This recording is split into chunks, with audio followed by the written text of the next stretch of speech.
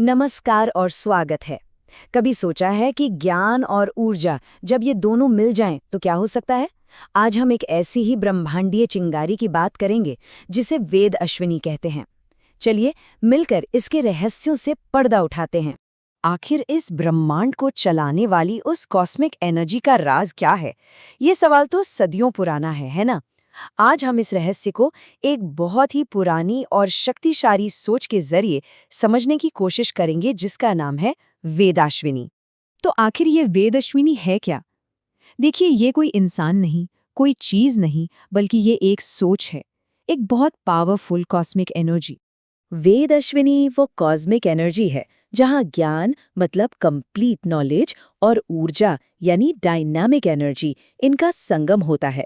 सीधे सीधे कहें तो जब कुछ करने का पूरा ज्ञान और उसे करने की जबरदस्त शक्ति दोनों एक साथ मिल जाती हैं, बस वही है वेद अश्विनी, ज्ञान और कर्म का एक परफेक्ट मिलन। जरा सोचिए, किसी के पास एक कमाल का आइडिया है और उस आइडिया को हकीकत में बदलने की पूरी पूरी एनर्जी भी है, तो क्या होगा? बिल्कुल, जब ये दोनों चीजें मिलती हैं तो कुछ नया बनता है, एक नई सृष्टि होती है। और यही तो वेदअश्विनी का कोर प्रिंसिपल है। ज्ञान और ऊर्जा का संगम ही क्रिएशन का, सृष्टि का आधार है।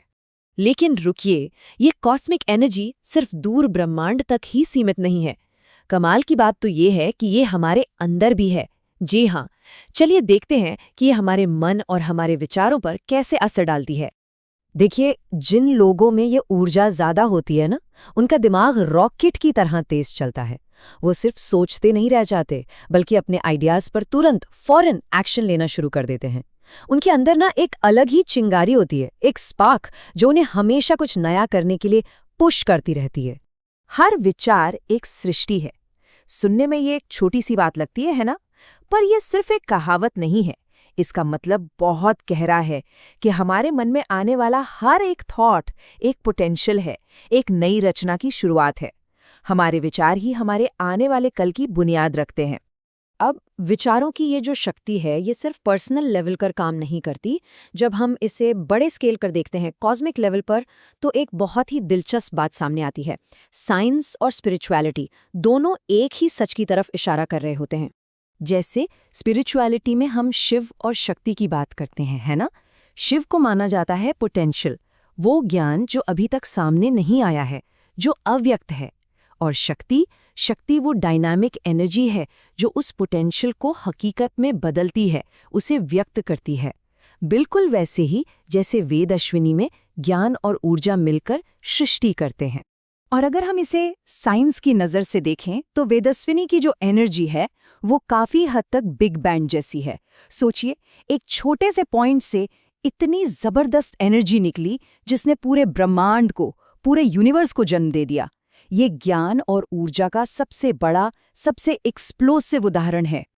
और जब ये ऊर्जा आध्यात्मिक स्तर पर काम करती है तो ये हीलिंग और सेल्फ अवेकनिंग का अनुभव कराती है।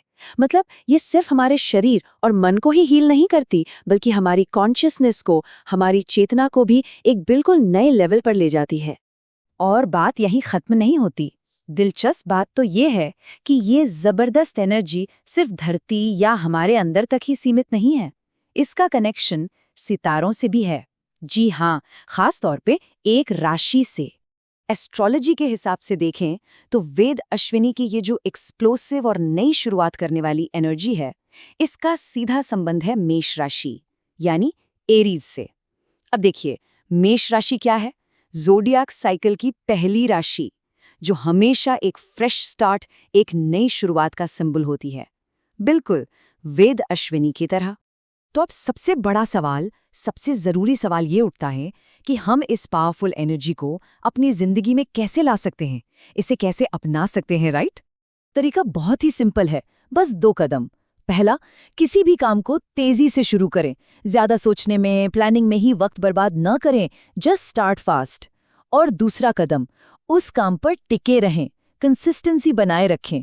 तो तेजी से शुरुआत और फिर लगातार टिके रहना, बस यही है इसका राज।